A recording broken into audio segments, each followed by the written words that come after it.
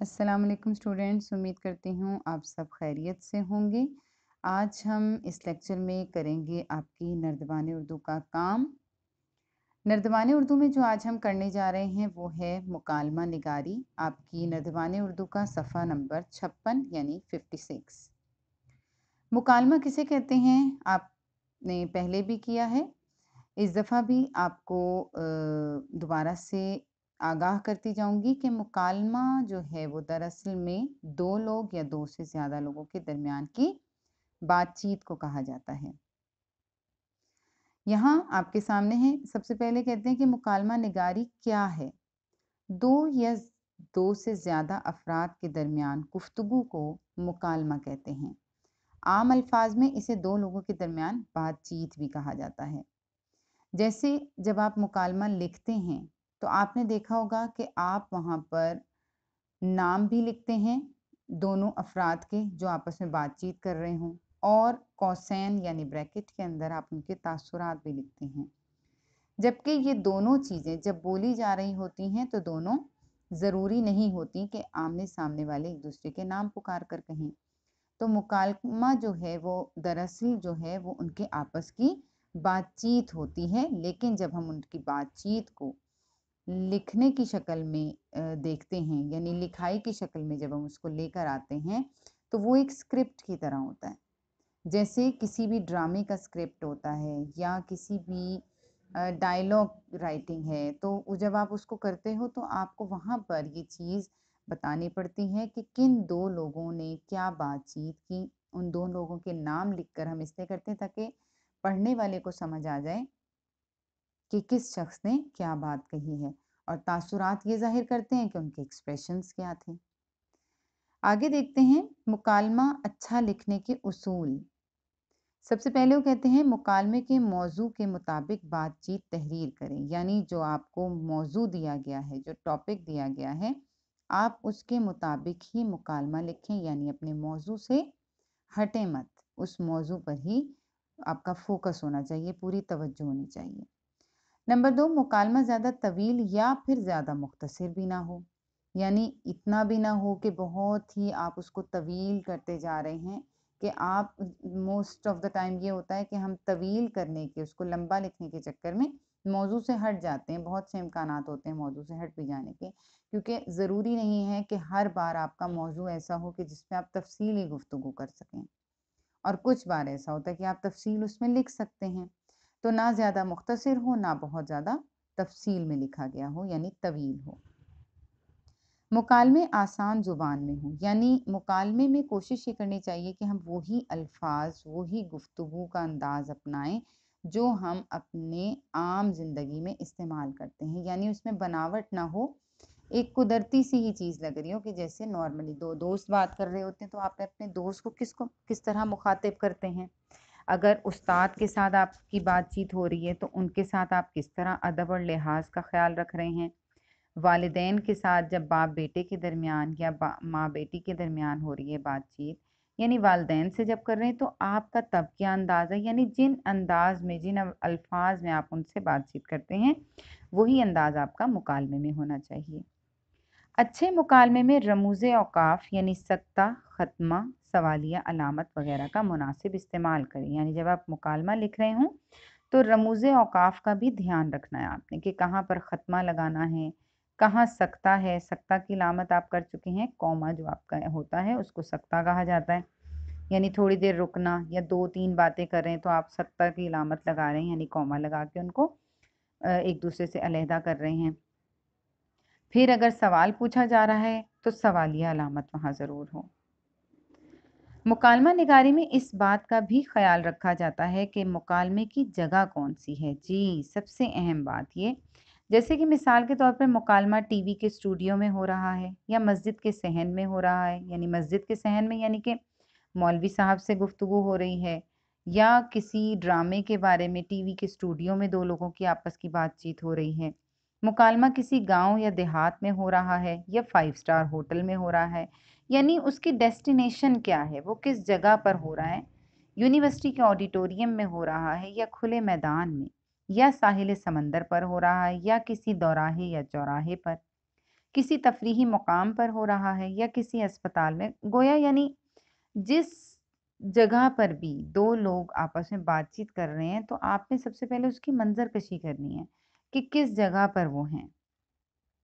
जैसे कि दो दोस्तों के दरमियान अगर बातचीत हम करें, अब वो बातचीत कमरा जमात में भी हो सकती है, स्कूल के मैदान में भी हो सकती है।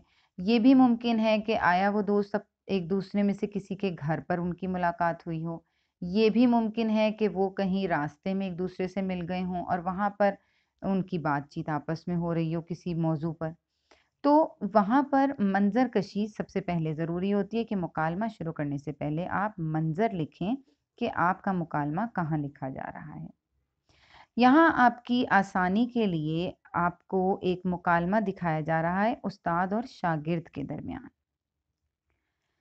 यहाँ पर देखिए आप उसकी अहम अलामतों पर भी गौर करिएगा। उस्ताद और शागिर्द के नाम के बाद आप देखें 2 निशान लगे हुए हैं नुक्तों के।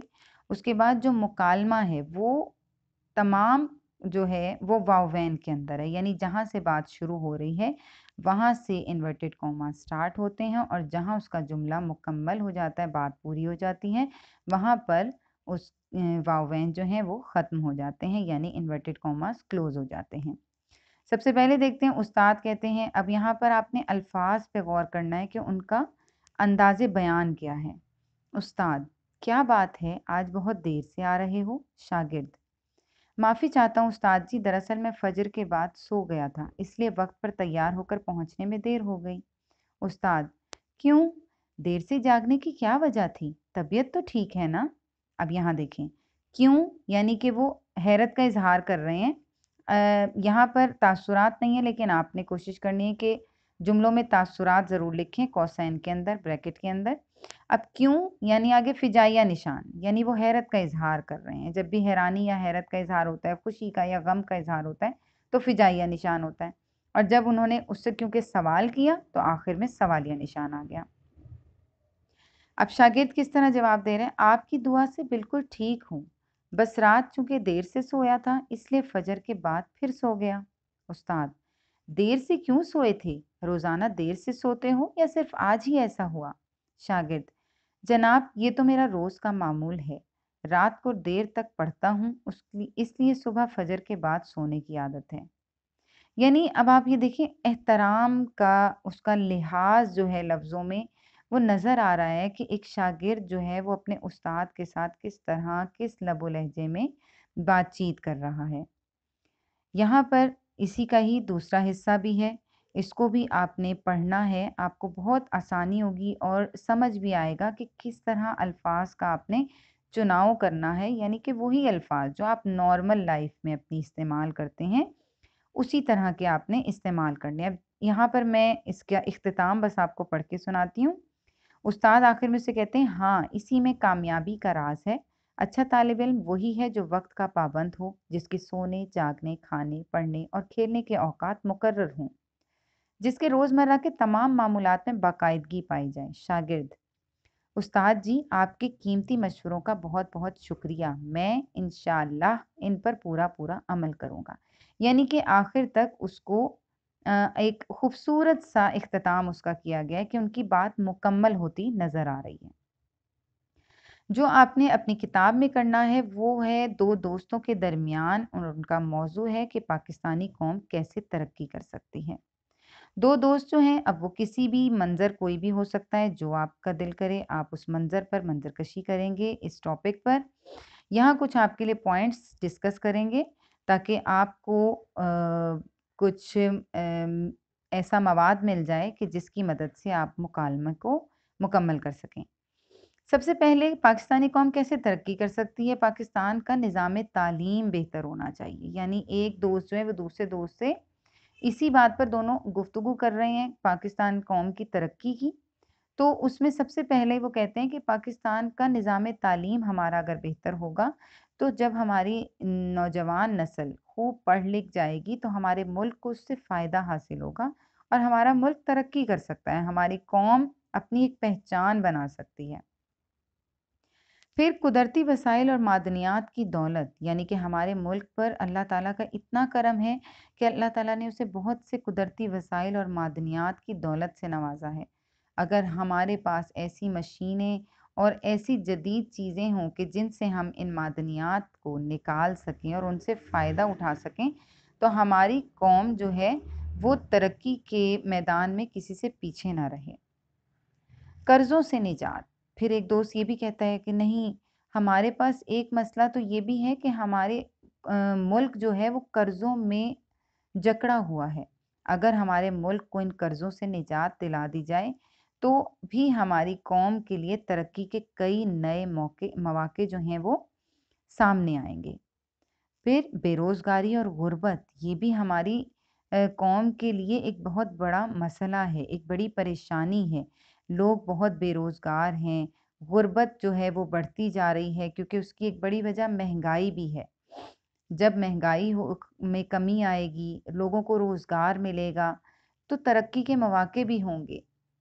उसके बाद सयाहत को फ़रोग़ देना, क्योंकि हमारे मुल्क में हमारा मुल्क खूबसूरती से मालो-माल है, बहुत सी खूबसूरत जगहें हैं।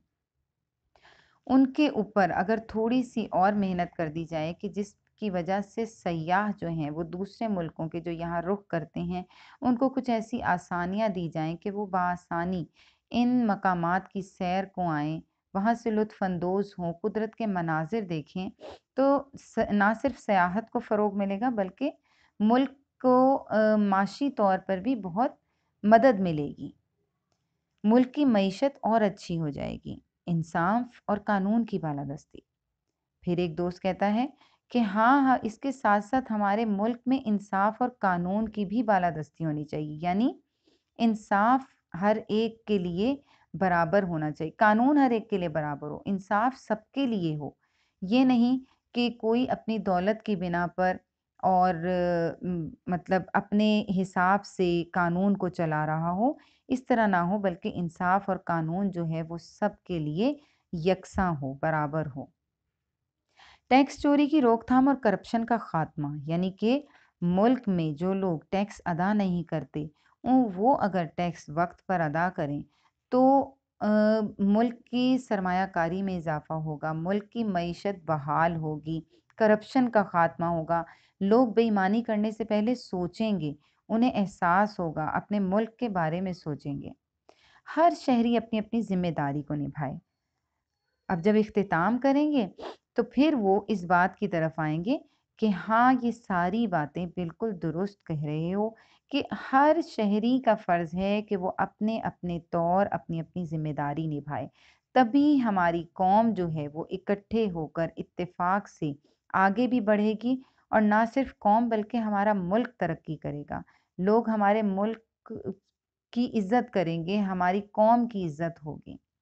नई नस्ल को आगे बढ़ने के मौके देने चाहिए ताकि नई नस्ल जो है वो अपने टैलेंट को लोगों को दिखाए, उससे अपने मुल्क को फ़ायदा पहुँचाए। तो यहाँ पर जो है ये तमाम पॉइंट्स जो हैं ये आपकी मदद के लिए हैं, लेकिन आपने सिर्फ़ इन्हीं पर इक्तफ़ा नहीं करना, सिर्फ़ इन्हीं पर डिपेंड नहीं करना, आपने कोशिश करनी है अपने से और भी कौन-सी ऐसी बातें हो सकती हैं जिनको आप इस मुकालमे में 2 दोस्त जो हैं वो आपस में डिस्कस कर सकते हैं, उस पर बातचीत कर सकते हैं और इसके लिए सबसे अच्छा तरीका ये होगा कि घर में आप किसी भी अपने बड़े की हेल्प लें, अपने किसी बहन-भाई के साथ आपस में इस मौज़ू पर बातचीत करें, तो आपको और भी बहुत सा मवाद मिल जाएगा, बहुत सा मटीरियल मिलेगा, जिसके आपको लिखने में आसानी होगी। उम्मीद करती हूँ ये मुकालमा बहुत अच्छे से समझा होगा आपने और आपको मुकालमा निगारी क्या है, वो भी समझ आई होगी। Thank you.